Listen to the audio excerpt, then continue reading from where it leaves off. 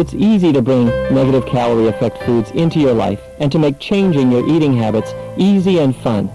I'll show you how, and also how to keep your resolve in case your motivation flags a bit or when family members give you an occasional hard time. First, one overall suggestion. I like to think about the process of changing the way you eat, not as deprivation, but as exploration. I grew up in Fargo, North Dakota, and the foods I grew up with were pork chops, roast beef, bacon and eggs. Vegetables, grains, beans, fruits, well, at the time, they were not front and center on my plate, but in medical school I decided to explore healthier ways of eating, and I found that the cuisines of other countries often incorporate these foods in ways that are as healthy as they are delicious. Italian foods, for example. I cooked up spaghetti or angel hair pasta with a nice tomato sauce and became like a kid with a chemistry set. I would get fresh basil from the grocery store and put it into my blender and whiz it down with some fresh Italian tomatoes into a wonderful sauce for linguine or spaghetti or other kinds of pasta. Then I discovered Mexican food. I would take a big tortilla and put beans on top and chop up jalapeno peppers and roll it into a spicy burrito. And I'd go to Chinese restaurants and Indian restaurants with all their delightful vegetable curries. International restaurants turn humble foods, the grains, vegetables, beans, and so on, into culinary masterpieces. And compared to delicious pasta dishes, Chinese foods, Mexican foods, Indian curries, and other exotic meals, the pork chops and roast beef that I grew up on seem pretty boring. So you might want to explore restaurants a bit. You can also explore the bookstore, where you'll find a huge range of international and vegetarian cookbooks that are now available. If you're like me, you'll want to choose the ones that have fairly short recipes with fewer ingredients. You can also explore while you shop for food. Take a look at health food stores. They have dozens of new products that substitute for meats. One in particular, called TVP, Textured Vegetable Protein, is a terrific substitute for ground beef and spaghetti sauces, chili, or sloppy joes. It's made from soybeans and there is no fat in it at all. And there are many other products at the health food store that make healthy eating very convenient. Healthy sandwich fillings, substitutes for meats or dairy products, tasty rice dishes, soups that cook up in a snap, and lots of other products to try. And take a new look at the regular grocery store. There are more and more healthful products on the shelves, from fat-free salad dressings to very quick packaged dinners, many of which are shelved near the rice products. There are delightful new produce items available year-round. Take a look at the Mexican or Chinese food section and the other aisles you may not have strolled down in recent months. Healthy eating does not have to be expensive. It's usually just the opposite. You can feed a whole family with spaghetti, rice, baked potatoes, beans, vegetables, and fruits for a fraction of the cost of cheese, chicken, beef, and other high-fat foods. The idea of exploration is to try new things. Some will be terrific, a few may turn out to be duds, and that's okay. That's what exploration is all about. Go for the best result you can. I encourage you to get away completely from animal products and added oils and really boost the vegetables, fruits, grains, and bean dishes to give yourself the strongest weight loss possible. When you water things down by having the occasional chicken breast or French fries, you end up adding more fat and reducing the complex carbs on your plate, and even worse, you rekindle your taste for the very foods that cause weight problems. Now, as daunting as it may sound to be strict with your diet, it becomes easy when you think short-term. In changing your diet or breaking any bad habit, whether it relates to food or smoking or anything else, you don't need to worry about what you're doing next year or 20 years from now. This is not the time to say, I'll never have another cigarette or another drink or another double bacon cheeseburger or whatever. That's too much of a burden. Just focus on right now. You're trying something different for a short time, and if you don't like it, you can drop it. Easy as that. It helps to think in a period of 3 weeks. For 21 days, be really strict with yourself about changing your diet. Bring in those negative calorie effect foods, the pasta, the bean burritos, veggie chilies, all the other recipes you found in my books, and get away from the animal products completely. Yes, even chicken and fish, because they have no complex carbs at all, and they've got a lot more fat than you might think. Even skinless chicken breast is 20% fat or more. Get away from them completely and keep the vegetable oils to a bare minimum. That goes for margarine, olive oil, and every other kind of fat or oil. They are all fattening. If for 21 days you do this really well, you're not only going to get the best results, you're also going to be trying out new tastes, teaching your taste buds to break their love affair with grease. But if one time during this 21-day period you have some fried chicken or a burger, you're not going to keep that taste bud re-education going. It's like a smoker who is trying to get away from tobacco and has one cigarette. It can lead right back to a full-blown smoking habit. The same is true of foods. An indiscretion here or there might seem pretty innocent at the time, but it really works against you. So be strict with yourself, but you only have to try it on a short-term basis. And that makes it so much easier. If you like your results, stick with it. By the way, don't overestimate the effects of genetics. Heredity does influence our size and also our shape, but it's not the only reason that weight problems tend to run in families. We pass along to our children our food preferences and our attitudes about eating. In some families, foods play a central role in family life, symbolizing love or nurturance, and these meanings take root in childhood. What runs in families may not be genetic traits at all, but rather persistent eating habits. Now, our body shape is inherited to a degree, as is our size. If your parents were sort of apple-shaped, carrying their weight in their chest and abdomen, you're likely to be a little bit apple-shaped too. Your kids might have some of that tendency. And if your parents had most of their weight in their hips and thighs, the so-called pear shape, well, you're likely to have some of that tendency too. And as you may know, people who have more of their weight in their abdomen, who are carrying their extra weight around the waistline, they are more likely to have heart disease, high blood pressure, and diabetes compared to people who carry their weight in their hips and thighs. On the other hand, that abdominal fat is actually easier to get rid of than thigh fat. Take a tape measure, measure around your waist, and then around your hips at the widest points. For women, if your waist is more than 80% of your hip measurement, your weight is going to add to your risk of health problems. For men, health risks begin when your waist is bigger than your hips. Let's talk about cravings. When we try to break a habit, we often crave whatever it is that we're trying to get away from, and that can last for 2 weeks, 3 weeks, maybe 4, but not usually longer than that. But it is worth anticipating that and guarding against it. The worst thing to do is to intentionally give in to cravings for fatty foods. Some people will have the idea, oh, if I crave meat, it must be that my body just needs it, or if I crave grease or chocolate, I must have some deficiency that is calling out to me. Hey, get real. People crave cigarettes, alcohol, caffeine, you name it. Cravings are really not very good indicators of what your body actually needs. But let me give you a little bit of good news. Don't be afraid of sweets unless you really are overdoing it. Sugar candies now and then, or a bit of sugar in the occasional cup of coffee, is not going to affect your waistline one bit. Sugar is a simple carbohydrate, and like all carbohydrates, it has only 4 calories in every gram, which is less than half the calories in the same amount of fat or oil. Sugar can be a problem when it acts as a Trojan horse for fat. For example, cakes, cookies, and donuts are sweet, but the sugar that they contain is much lower in calories than the fat in them. Coconut cream pie may be sweet, but most of its calories are not from sugar. They're from fat, 57% to be exact. Typical ice creams run between 50 and 70% fat. Chocolate bars are similar, half fat or even more. If, however, your sweet food were a peach or an apple, it would have almost no fat. A peach is just 2% fat, an apple is about 6%.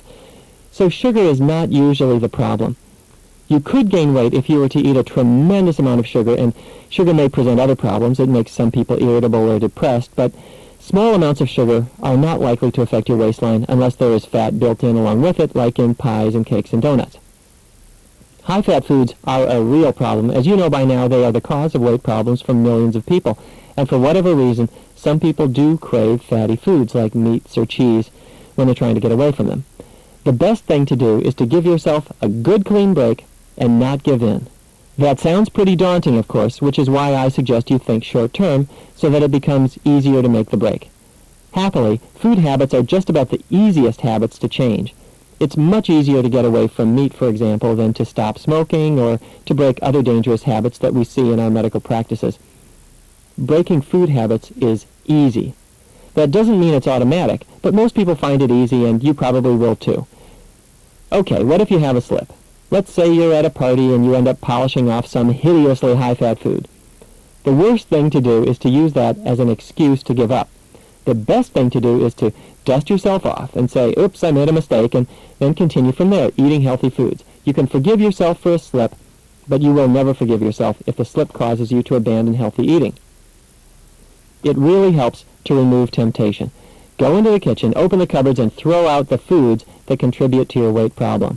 That means animal products, meat, chicken, fish, eggs, dairy products like milk and cheese, as well as the margarine, shortening, and any cooking oils you have. Out they go. Salad oils, you don't need them anymore. All of these foods have lots of hidden fat, and they deny you the complex carbs that you need in order to burn calories faster. And don't keep them around thinking, oh gee, maybe in a month or two I'll want these things back.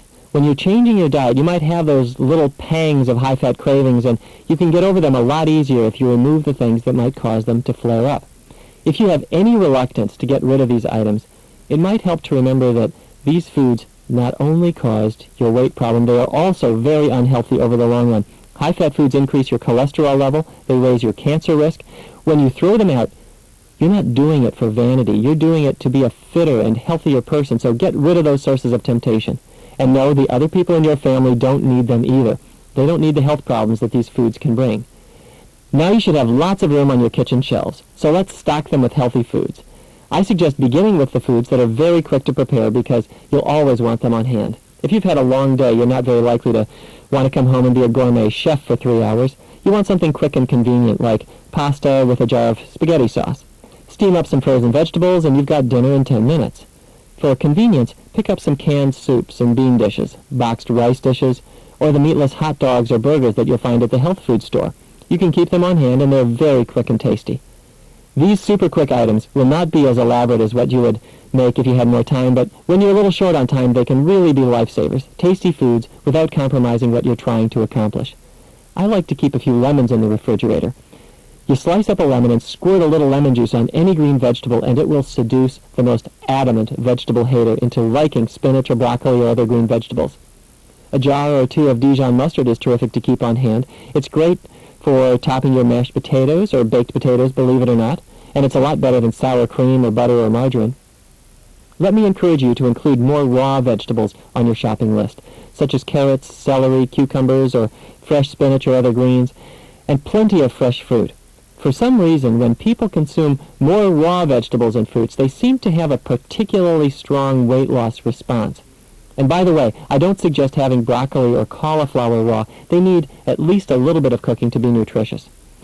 Increase your use of intact grains, whole grains like rice or corn, as opposed to the ground-up grains that are used to make bread or pasta. There's some evidence that intact grains may release their nutrients a little more gradually, and that might be an advantage. Rice is one of the very best, particularly brown rice, which retains the full measure of fiber.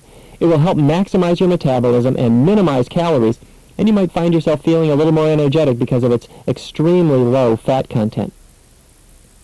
What if you have reluctant family members? Your spouse or your kids might have weight problems, but they might not feel ready to start eating healthier foods. Or perhaps they're even giving you a hard time. Well, if you're in the position of cooking for them, you can't put a diet shake on the table in place of dinner. And a 200-calorie, minuscule, frozen dietetic dinner is not going to go over very big either. And why should it? That old-fashioned calorie-counting diet, it doesn't work very well. Instead, say, honey, we're going to try a new lasagna recipe tonight, or a new spaghetti sauce, or a new chili recipe.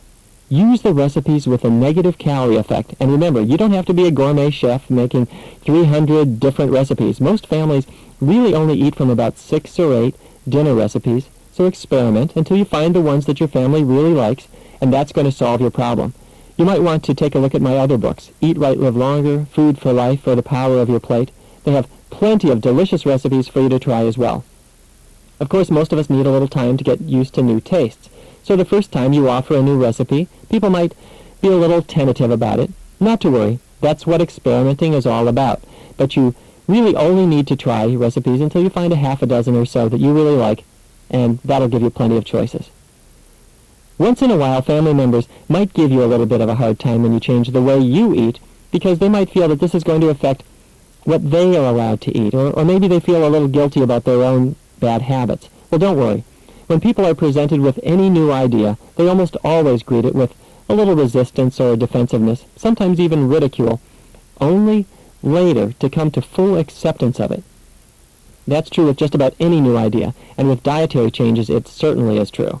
Keep in mind that resistance is actually part of the process of change. Doctors know about this. Whenever doctors suggest that a patient change his or her lifestyle for the better, there's always a little resistance. We don't fight it. We welcome hearing about the resistance because that allows us to deal with it and get past it. Your family members might bargain with you a little bit. They'll want to continue to eat the foods that they're used to, even if those foods are the cause of serious weight problems. Remember that your family, whether it's your spouse or your kids or your parents, they're going to be better off when they eat the right foods. You want them to be healthy. They want you to be healthy. And you're all going to be around a little bit longer. And you're going to be in healthier bodies if you take advantage of the foods that keep you fit. Don't do it for them, though. If you're going to change the way you eat and take advantage of the negative calorie effect, do it for yourself. This is the only body you're ever going to have, and you want the very best for it. Let's look at how to break free from compulsive eating. Now, most people with weight problems don't overeat. In fact, they eat no more than other people. If you measure the amount of food they have from one day to the next, you'll find that it's no more than most other people. Their problem is the type of food they eat. However, about 15% of people with weight problems really do overeat. They often describe their eating as being in response to emotional feelings, anger, depression, or loneliness. Of course, food has meanings for all of us. It brings back feelings about the families that we grew up with or places we've been. Some foods remind us of holiday times or other special occasions. Food can become sort of a psychological nourishment, and some people find themselves really overeating when they feel down. So how do you know if you have a problem with compulsive eating? To recognize the problem, look at how you handle food. Do you hide food? Do you find yourself eating differently when other people are around than when you're by yourself? If you're at a restaurant, do you order more than one entree? Do you eat long past the point when you're full? Do you find yourself sneaking food? Your answers to these questions will tell you. Perhaps you've gotten to the point of bulimia where you're really overdoing it and then eliminating the food with vomiting or with laxatives. Or maybe you're trying to regain control by going through long periods without eating or eating extremely small amounts. Anorexia and bulimia can be very dangerous, and they're very often triggered by low-calorie dieting, and they, like compulsive eating, can be remedied. But like all other compulsive behaviors, the first stumbling block can be denial. It's all too easy to pull down the blinders and ignore the problem, even when it's quite serious. So think about those questions again. Do you hide food? Do you eat differently when other people are around? Do you order more than one entree when you're at a restaurant? Do you eat long after the point when you're full? Do you find yourself sneaking food? Or do you intentionally restrict the amount you eat to the point that other people have commented on it? Now, forget guilt. We are not going to worry about blame or shame or guilt.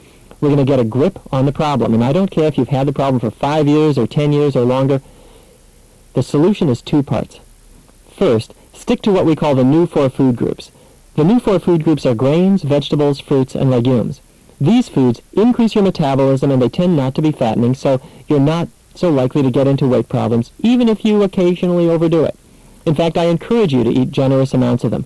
Grains, vegetables, fruits, and legumes means pasta with tomato sauce, bean burritos, veggie chilies, all the recipes you'll find in my books. Don't worry so much about quantity. Focus on the type of food you're eating. That means getting away from meats, dairy products, fried foods, and vegetable oils, and taking advantage of the plant foods your body is built for. Second, if compulsive eating really has gotten out of control for you, try Overeaters Anonymous. It's a terrific support group that meets regularly in nearly every city, and it deals with the psychological part of overeating. You'll find them in the telephone book. There's no charge, and Overeaters Anonymous is very helpful.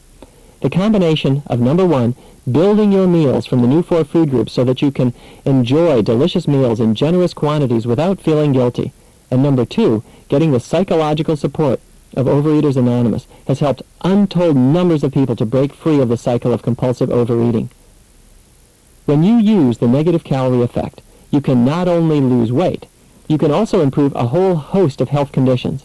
In fact, much of the research that showed how certain foods can help burn off the pounds was begun not to help people lose weight, but to help them improve other health conditions. Let's say your goal is to lower your cholesterol level.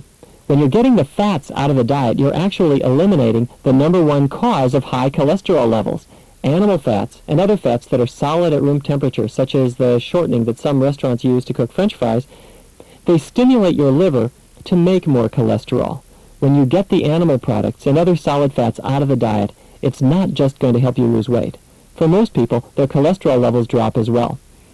As you know, The foods that have the negative calorie effect come from plants, and foods from plants never contain any cholesterol. Cholesterol is found in animal products. So when you use the negative calorie foods, if you really go all the way and you're using the grains and beans and vegetables and fruits, avoiding the animal products, keeping the vegetable oils to a minimum, you're eliminating 100% of the cholesterol, because the cholesterol, again, is only in animal products. You're eliminating nearly all the saturated fat, and the results can be absolutely astounding. In 1990, Dr. Dean Ornish showed that the use of a vegetarian diet, along with mild exercise, avoiding smoking, and reducing stress, could actually reverse existing heart disease in 82% of patients within 1 year with no medication and no surgery. That dramatic result had previously been thought to be impossible. We now know that heart disease can actually go away, but it will not go away if you switch from beef to chicken or to fish. But it can go away if we start using the V word. The vegetarian foods are zero cholesterol. How about diabetes? Foods that have the negative calorie effect are terrific for helping people with diabetes. In some cases, they even help the disease to disappear. There are two different types of diabetes. The insulin-dependent form typically starts in childhood, and it's believed to be caused by exposure to cow's milk proteins and perhaps viruses. Individuals with this type of diabetes will need to use some type of insulin, whatever they do with their diet. But the foods that have the negative calorie effect are so low in fat that whatever insulin they're using is able to work much more effectively. High-fat diets, like those that are typical in Western countries, actually impair the action of insulin. The adult-onset form, which your doctor will call non-insulin-dependent diabetes, usually begins after the age of 40, and it's very common in people who have gained weight. In many cases, the disease will actually go away, and the best chance for doing that is to go on a low-fat vegetarian diet and to get some regular exercise. Let me explain for a second about how insulin works. Insulin is a hormone that's made in your pancreas, which is a small organ right in the middle of your abdomen. The insulin enters your bloodstream, where it acts as a doorman, opening the door on the cells of your body, so to speak, to let the sugar get inside. Now, if insulin is not able to work very effectively, the sugar can't get into the cells of your body. It builds up in your bloodstream, and it causes the symptoms of diabetes. Getting the fat out of your diet, as well as losing body fat, helps make whatever insulin is in your body to work better. Research studies have shown that when the diets are extremely low in animal products, or ideally that they're eliminated completely, diabetes becomes much more manageable, and in some cases even goes away. You also want to keep the vegetable oils to a minimum. Now let me encourage you not to just cancel your next doctor's appointment and start shopping for pasta. Let your doctor adjust your medications as necessary. However, the old-fashioned diabetic diets that some doctors and dietitians still use are much weaker than the approach that I recommend. They may be based on the belief that, well, you don't really want to change your diet very much. But once you experience how good you can feel when diabetes is under better control, I think you'll really be sold. High blood pressure is another condition for which we have wonderful breakthroughs.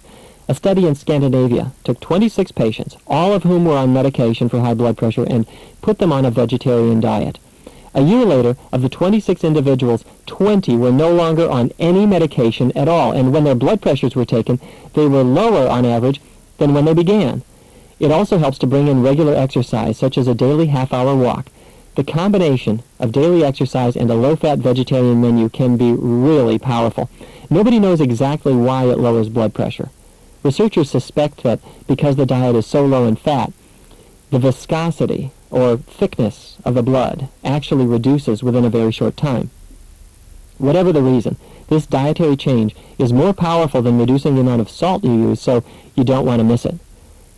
The nice thing is, you don't have to have one diet for your blood pressure and another for cholesterol and another for diabetes. Yes, there will be a little bit of fine-tuning for one condition or another, but for the most part, when you're using the foods that have the negative calorie effect, you may well find improvements in many other conditions. Every person is an individual, and you should continue to see your own doctor so that you can get the treatment that's right for you.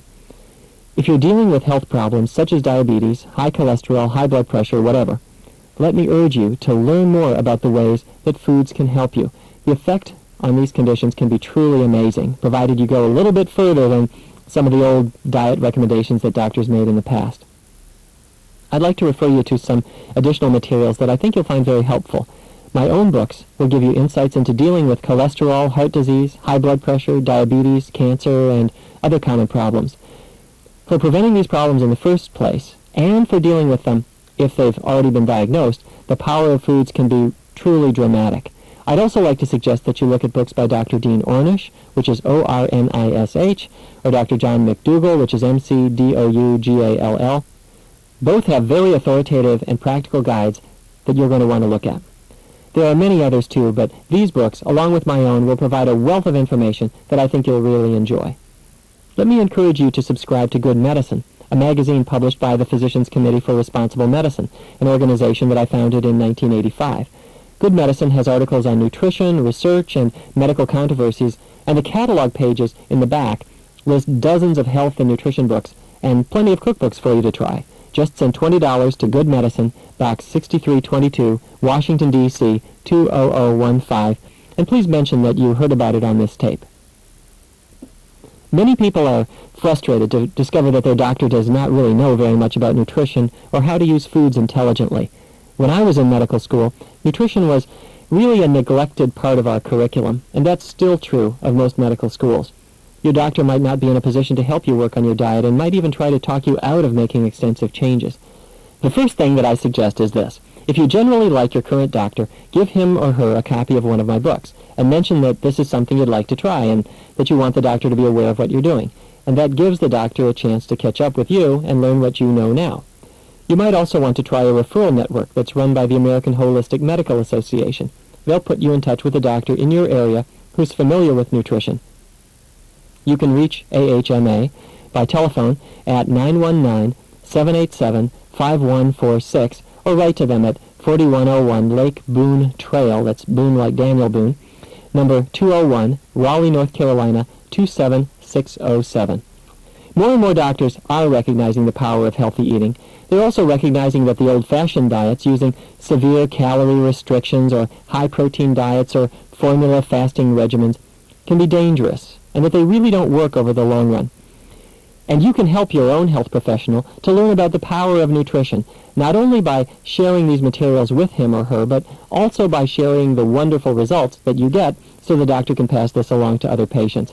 I can't tell you how many people have told me that they had brought their success with this program to their doctor's attention, who then passed it along to many future patients. Everybody benefits from that.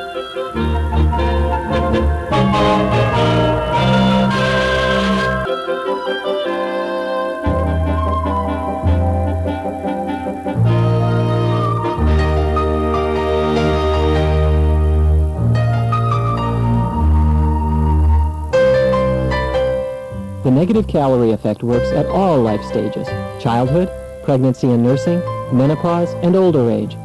Let's start with childhood. More and more kids these days are developing weight problems. By the time they finish high school, many have already been on diets, sometimes several times, and for most of them, diets provide no more than a fleeting improvement. The weight soon comes back, up to and often beyond the starting weight. The cause of weight problems in most cases is the food the kids grow up on. Their meals are loaded with meat, cheese, and vegetable oil, so they're high in fat, high in calories, and lacking in the complex carbs that naturally help burn calories. These high-fat foods are served not just at home, but in the school cafeterias, which, by the way, are often used as dumping grounds for surplus cheese and other foods. And if kids turn on the television, they'll be bombarded by commercials from fast food restaurants, all of which push them toward poor diets. The result is that many kids are unhappy with the shape and size they find themselves in. The kids themselves and their families may not understand the source of the problem. They may blame the child for having what they see as too much of an appetite, although this is not usually the case. The child may be called lazy and told to exercise more, although even kids who exercise a fair amount will often have weight problems, since it takes a lot of exercise to work off all the calories that are concentrated in fatty foods. They may come to believe that they've just been dealt a bad hand genetically and there's nothing they can do. Certainly, heredity does play a role in our size and shape, but weight problems that run in families often reflect the fact that they all tend to eat similar kinds of foods rather than a genetic tendency alone. When kids go on diets, the result in too many cases is anorexia, bulimia, and other distorted eating habits that can be very dangerous over the long run. These problems would be much less likely if kids were not focusing on the amount of food they eat. Instead, they were taught about the types of food they eat. The luckiest kids are those who are raised on vegetarian foods, and I regret to say that I was not. I grew up in North Dakota. Many of my relatives are cattle ranchers, and it wasn't until I entered medical school that I discovered the enormous power that vegetarian foods offer. But kids who are raised on those healthy foods, the pasta, bean burritos, rice dishes, veggie chilies, they tend to be slimmer and healthier than kids who are raised on a meat-based diet. Let's talk about the kinds of foods that are good for kids and about some specific questions that often come up when we talk about healthy foods for children. If you're trying to introduce new foods to kids, you know that they're very suspicious of anything that's the slightest bit different. An innocent bit of asparagus or broccoli looks like a major threat to some young kids, particularly if they weren't raised on a vegetable-rich menu. But some foods that are very healthy are actually very well accepted by almost every child. Spaghetti with tomato sauce, rice dishes, vegetarian stews, veggie chili, vegetable soups, all these go over pretty well with most kids. Health food stores also have products that make your life a whole lot easier as a parent. They have meatless hot dogs and burgers and even luncheon meats made of soy or wheat derivatives that allow you to serve healthy foods that are disguised as the old-fashioned unhealthy products. You might be asking whether kids who follow vegetarian meal plans can get all the nutrients they need. The answer is yes. First of all, don't worry about protein. They'll get plenty of protein as long as they're eating a variety of plant foods and eating enough to maintain a normal weight. The old idea that you had to have meat or dairy products or eggs for protein has been discarded. In fact, the American Dietetic Association's official position is that as long as you're eating a normal amount, any variety of plant foods will provide more than enough protein for the body's needs. You don't have to carefully combine foods in order to get enough protein. There's an old idea called protein complementing that you might have heard of. The idea was that if you wanted to get complete protein from plant foods, you had to carefully combine beans and grains, for example. The beans would complement the grains. That is, they make up for the protein building blocks that grains have in lesser amounts, and vice versa. But it turns out that any normal variety of plant foods easily provides all the essential protein building blocks. There's no special need for combining. So if you want to complement your proteins, just say something nice about them. That's all you have to do. Now, calcium is important for strong bones, but the healthiest sources of calcium are what you might think of as the greens and beans. Greens means green vegetables like broccoli, kale, or collard greens. Beans means legumes, the group that includes beans, peas, lentils.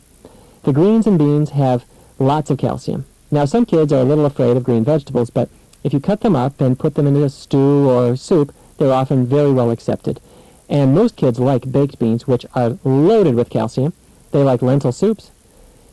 If you're concerned about calcium, you might try the calcium-fortified orange juice products. You'll find them in the refrigerator section of some grocery stores. And they contain as much calcium as milk, and it's a form that's actually a lot better absorbed than the calcium that's in milk. Only about 30% of the calcium in milk is absorbed by the body. The other 70% is simply excreted with the wastes. Well, why don't I recommend milk? First of all, most dairy products are very high in fat, and that fat is just waiting to add unwanted pounds and to clog your arteries.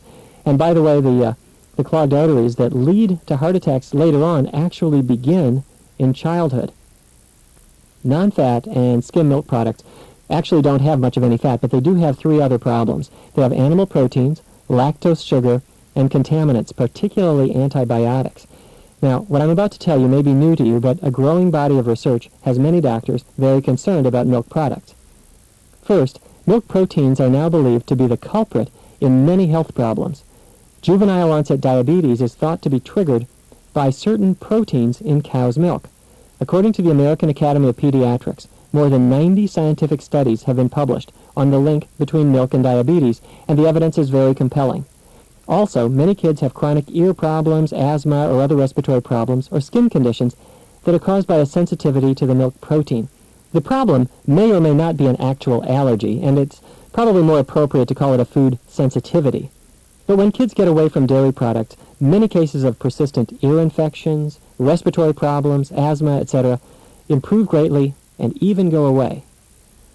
The lactose sugar that's in milk causes digestive upset in many older kids and adults because the enzymes that break sugar down are no longer produced in many of us as we get older. People who can digest lactose may be in for even more troubles because some evidence links the breakdown products of this sugar to cataracts and ovary problems, particularly infertility and ovarian cancer, although research in these areas is still ongoing. And because dairy products come from cows who are often given veterinary medications, some of those medicines end up in the milk. So you'll be splashing a bit of antibiotics on your cereal in the morning. Now, in some studies, as many as 1 in every 3 cartons of milk had traces of antibiotics in them, which encourages the development of bacteria that are resistant to those antibiotics. Another concern about dairy products is what they don't have. Dairy products are extremely low in iron, and this is a particular problem for very small kids. Dairy products are so low in iron that a child would have to drink 31 quarts of milk every day to get enough iron. But even worse, dairy products can irritate the digestive tracts of very small children, causing a subtle loss of blood cells that over the long run can lead to iron deficiency anemia. So while dairy products do have calcium, it's actually not as well absorbed as the calcium in green vegetables or beans, and the other undesirable aspects of milk products are causing many doctors now to suggest that, well, the old idea of encouraging kids to drink cow's milk should really be dropped. Health food stores sell soy milk, rice milk, and other forms of milk that come in all kinds of flavors, with or without added calcium, and they're free of the animal proteins and contaminants that are in cow's milk. All hospitals and grocery stores carry soy baby formulas, which are preferable to cow's milk formulas when breastfeeding is not possible. One final word about calcium. The amount of calcium you eat is not nearly as important as the amount you keep. We now know that the bone loss, called osteoporosis, is due to an abnormally rapid loss of calcium rather than too little calcium in the diet in most cases. Well, what causes that loss of calcium? Scientists have looked into that question, and they've come up with some fascinating and really very surprising answers. Certain parts of foods are calcium wasters. That is, they cause calcium to leave the bones and to be excreted in the urine. The calcium wasters are animal protein, sodium, caffeine, tobacco, and physical inactivity. Now, I'm going to have a lot more to say about all of these a little bit later in the program when we talk about the bone loss that occurs later in life. It's important to provide children with a varied menu of grains, vegetables, fruits, and legumes meaning beans, peas, and lentils. The variety will provide them with important nutrients that they need. 2 nutrients deserve special notice. The first is vitamin D, and the second is vitamin B12. Both are very important, but they're very easy to understand. Vitamin D normally comes from sunlight. As sunlight touches your skin, vitamin D is formed, and it then helps the bones to be stronger. And you don't need very much sun to do the job. Even, 10 or 15 minutes of sunlight every day on your face and arms is more than enough. And vitamin D is stored in the body so that if you've got a rainy day or even a whole string of rainy days, your body's not likely to run out. However, during the long winter months, particularly in extreme latitudes, it is possible that children, or adults for that matter, may not get the vitamin D that their bodies need. And that's certainly true of people who don't go out in the sun at all. And in that case, you do need a supplement. Any normal multiple vitamin, any children's or adult vitamin, provides more than enough vitamin D, and you don't have to have a special vitamin D supplement. There's no reason to take cod liver oil, and the vitamin D that is added to milk is really no more natural than that's in the vitamin supplements. It's just dumped in at the dairy, and some studies suggest that they're frankly not very good at how much they add. So your best sources are natural sunlight, or if you do really need a supplement because you never get into the sun, just take any standard multiple vitamin. The second nutrient that deserves some attention is vitamin B12. Vitamin B12 is needed for healthy nerves and healthy blood, and it's not made by animals or plants. It's made by bacteria. Presumably, over the millions of years that humans have been on this planet, the traces of bacteria on vegetables or the fruits that we ate, or perhaps even in our mouths, provided the tiny amount of B12 that we need for healthy nerves and strong blood.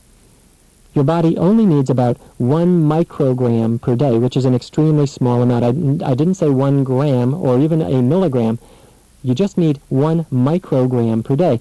Now, modern hygiene has eliminated these B12-producing bacteria, and just as people who don't go out in the sun don't get the normal source of vitamin D, people in modern civilization tend not to get very much vitamin B12. Well, luckily, many foods are fortified with B12. If you look on the nutrition label of many breakfast cereals, for example, you'll see vitamin B12 listed. It might be listed as its chemical name, which is cobalamin or cyanocobalamin. All multiple vitamins also have plenty of B12, and that's also true of the children's vitamins and the vegetarian multiple vitamins.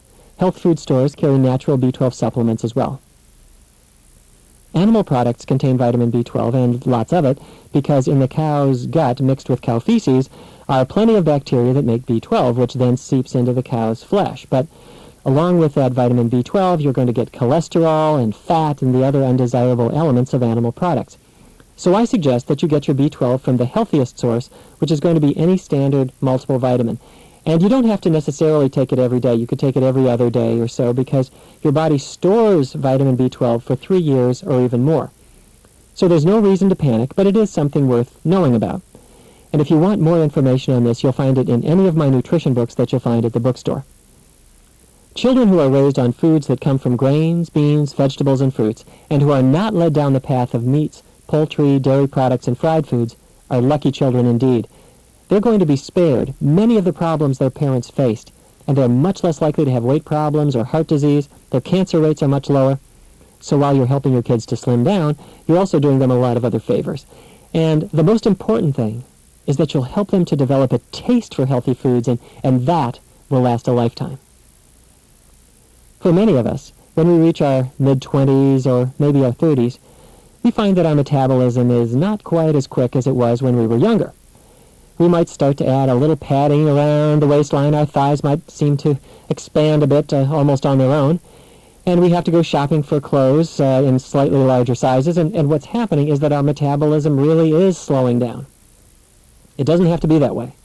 You can get back the metabolism that you might have had when you were younger. And if you never had a fast metabolism, you can increase your metabolic rate very quickly. The key, as you know by now, is to use foods that are rich in complex carbohydrates. That means the potatoes, rice, pasta, beans, vegetables. Those complex carbs are naturally low in calories unless you add fats to them. So if you butter a potato or you add oil or meats or cheese to pasta, those fats will neutralize the negative calorie effect. But on their own, complex carbs are very modest in calories. More importantly, they can't go straight to fat. And when you eat foods that are rich in complex carbs, they actually increase your metabolism so that you burn calories faster, not just while you're eating, but for hours after the meal. It's not necessary to exercise in order to get this increased metabolism. It's a natural part of the negative calorie effect that comes from the foods that are rich in complex carbohydrate. But if you do get more physical activity, it will add to it. The physical activity that I recommend is not pumping iron. I'm not talking about getting up at 5:30 in the morning and slogging down the roadway. What I recommend is a half-hour walk every day, or, if it's more convenient, go for an hour 3 times a week. The combination of regular physical activity and good eating habits is a powerful way to increase your metabolism. And however old you are, and for however long a slowed metabolism has bothered you, you can start to turn that around today. Let's talk about pregnancy and nursing. When you're pregnant, you need nutrition for your own needs and also for your growing baby. And it takes about 300 extra calories every day to meet those needs. Well, 300 calories means 3 large apples, or an extra cup of baked beans or chickpeas, or about a cup and a half of rice or corn. If that extra nutrition comes from vegetables, fruits, grains, and legumes, you'll not only get the extra energy that's required by pregnancy, but you'll also get the nutrients that your body needs. A word about iron. The healthiest sources of iron are greens and beans, just as we saw with calcium. Greens and beans is a shorthand way of saying green leafy vegetables like broccoli, Brussels sprouts, or Swiss chard, and the legume group, which means beans, peas, and lentils. Greens and beans are great sources of iron. This is particularly important in the second half of pregnancy when the need for iron increases. Pregnant women should have a blood test to check their iron level at the beginning and the middle of pregnancy to see if any extra iron is needed. It's also very important for pregnant and nursing women to be sure to include a source of vitamin B12, such as enriched cereals or any standard prenatal or multiple vitamin. Don't forget the B12. It's very important. For calcium, be sure to have plenty of green leafy vegetables like broccoli or kale, which, as you know, provide highly absorbable calcium, and there's also plenty of calcium in the new calcium-fortified orange juice products. The foods that provide the negative calorie effect and are so helpful for slimming down are perfectly fine during pregnancy because although they'll improve your metabolism, they will not prevent the normal weight gain that comes with pregnancy. As you know, the negative calorie effect comes from the complex carbs in grains, beans, vegetables, and fruits, which are loaded with the very nutrients that your body needs. Women who follow vegetarian diets during pregnancy have lower rates of complications and they have healthier babies, according to research studies that have compared them with women who follow the typical meat-based diets. So don't get the idea that you need red meat for iron and protein. That's an old-fashioned idea that has been discarded by up-to-date dietitians. There is plenty of iron and protein in plant-based diets, and they come in a much healthier form. You have no need for red meats, poultry, or fish, and people who avoid them are healthier than people who continue to eat them. I also recommend avoiding dairy products during pregnancy and nursing. Now, that might surprise you because you've no doubt heard that your body needs calcium. Well, yes, you do need calcium, but again, green leafy vegetables and legumes provide plenty of calcium, and they have a major advantage over dairy products. If you're avoiding dairy products, you avoid the dairy proteins that have been implicated in serious immune problems for children, including juvenile onset diabetes. Cow's milk proteins can reach the infant through baby formulas or even through the mother's breast milk if she is drinking cow's milk herself, and perhaps even through her bloodstream while her baby is in the womb. During pregnancy, you'll also want to stay away from the overly refined so-called junk foods like snack pastries and potato chips, and stay away from alcohol and cigarettes completely. The nice thing about following a menu that comes from grains and beans and vegetables and fruits, supplemented with prenatal vitamins as prescribed by your own physician, is that you get the weight gain that your body is designed for during pregnancy, and the loss of that weight after pregnancy is usually very easy and very natural. In addition, delivery is often a lot easier. In a study of almost 2,000 pregnancies amongst vegetarians, the incidence of birth complications was dramatically lower than among women on the typical meat and dairy diet. While you're nursing, I suggest that you follow the same kinds of dietary guidelines, making sure to get plenty of green leafy vegetables, either fresh or frozen. And again, I recommend staying away from dairy products. Several scientific reports have shown that cow's milk proteins can pass from your digestive tract, if you're drinking milk, into your bloodstream and even into your own breast milk, where they can then reach the baby. And the reason that this is of concern is not just the risk of juvenile onset diabetes, which I mentioned earlier, but also colic. About 1 in every 5 babies develops colic, where the poor child has a very bad stomach ache and is inconsolable. In many, and perhaps most cases, the solution is either stopping the use of a cow's milk formula and using a soy formula instead, or if the child is breastfeeding, take the mother off cow's milk products. Again, the cow proteins pass into her bloodstream, into her breast milk, where they then reach the baby. Now, this was quite a surprise to researchers when it was discovered, but it actually happens.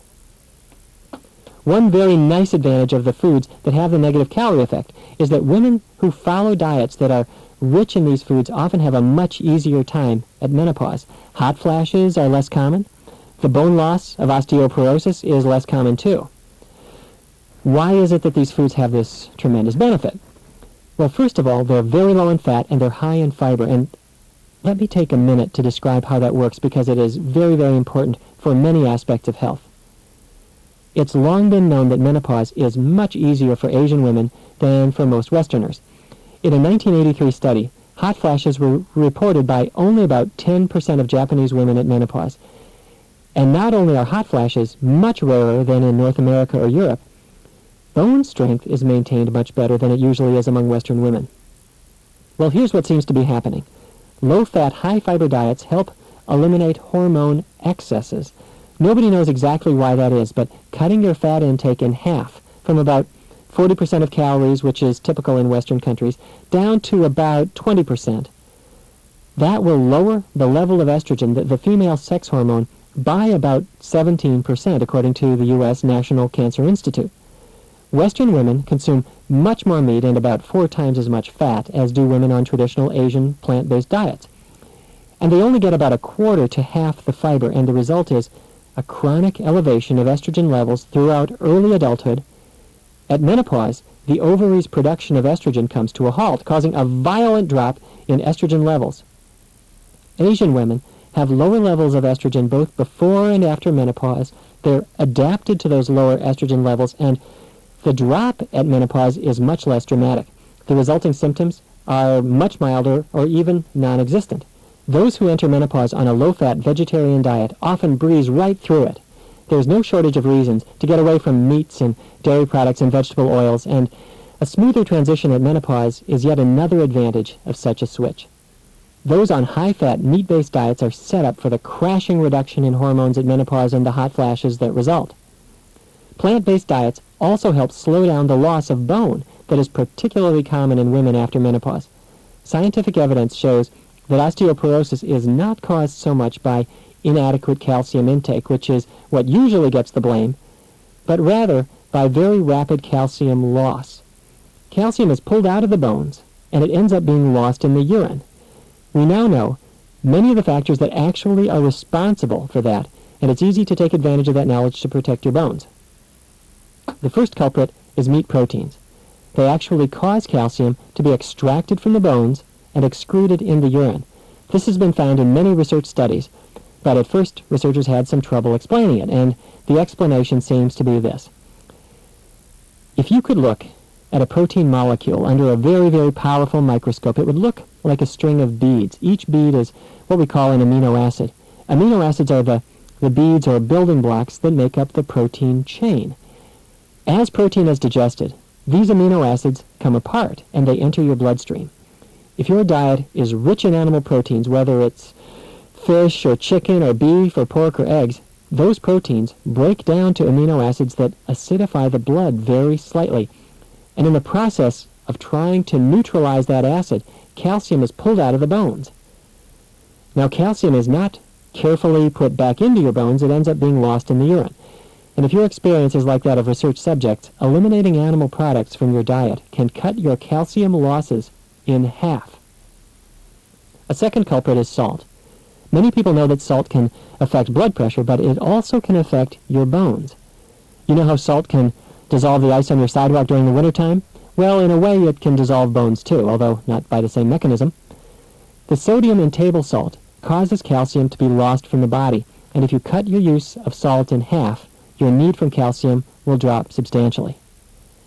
A third culprit is caffeine, and I'm sorry to say this, but caffeine encourages the loss of calcium from the body, particularly if you drink 4 or more cups of coffee every day. Decaf, by the way, doesn't seem to cause any loss of calcium. Smoking is another factor. Long-term smokers have 10% weaker bones compared to non-smokers, and they have a 40% increased risk of having fractures later in life. And a lack of physical activity adds to that problem too. If your bones are getting no exercise, they tend to lose their strength. Now, if we pull all this together, it's clear that the reason that bone loss is so common in Western countries is not because we don't get enough calcium. Most of us get plenty of calcium. The problem is an abnormally rapid calcium loss. If you don't do anything about the calcium wasters, eating extra calcium is not likely to solve the problem. So what does all this have to do with the negative calorie effect? The fruits, vegetables, legumes, grains, and fruits that bring you that powerful negative calorie effect are great for your bones too. They have adequate protein, but it's not animal protein, and it's not that excessive amount of protein, so your calcium balance is not going to be compromised. And green leafy vegetables and legumes like beans, peas, and lentils have a highly absorbable form of calcium to help protect your bones. By the way, for women who already have had substantial bone loss, there's a natural treatment that is much safer and more effective than the estrogen hormones that doctors are prescribing nowadays. It's called natural progesterone. I'm not talking about the prescription types of progesterone. Natural progesterone comes in a non-prescription transdermal cream that is simply applied to the skin. It has no adverse effects and has actually been shown to help the body build bone. You can read about it in my book called Eat Right, Live Longer, or if you want to, send me a postcard at Box 6322, Washington, D.C., 20015, and I'll send you some information about it. For older people, the most important recommendation is to make sure you maintain a varied diet, including lots of green leafy vegetables, orange vegetables like carrots and sweet potatoes, beans, grains, and fruits. So many older people don't get the vitamins and minerals that they need, and one big reason is that they're less physically active and they really aren't working up much of an appetite. They eat smaller amounts than they used to, and they end up being cheated out of the vitamins that they really need. So it's good to make sure that you get plenty of vegetables, beans, fruits, and grains on your menu, and stay away from the meats and dairy products, and added vegetable oils and the fried foods. Those products are linked to all the mischief that happens to older folks. High cholesterol levels, high blood pressure, and diabetes, not to mention weight problems. And of course, you're going to want to stay physically active on as regular a basis as you can. And again, I'm not talking about pumping iron or jogging 6 miles a day unless you're really into that kind of thing. I suggest a daily half-hour walk or an hour 3 times a week, or as much as you can comfortably do along those lines. You don't have to exercise in order to take advantage of the negative calorie effect, but it adds to it, and it's a terrific addition to your life. Let me wish you the very best of success with this program.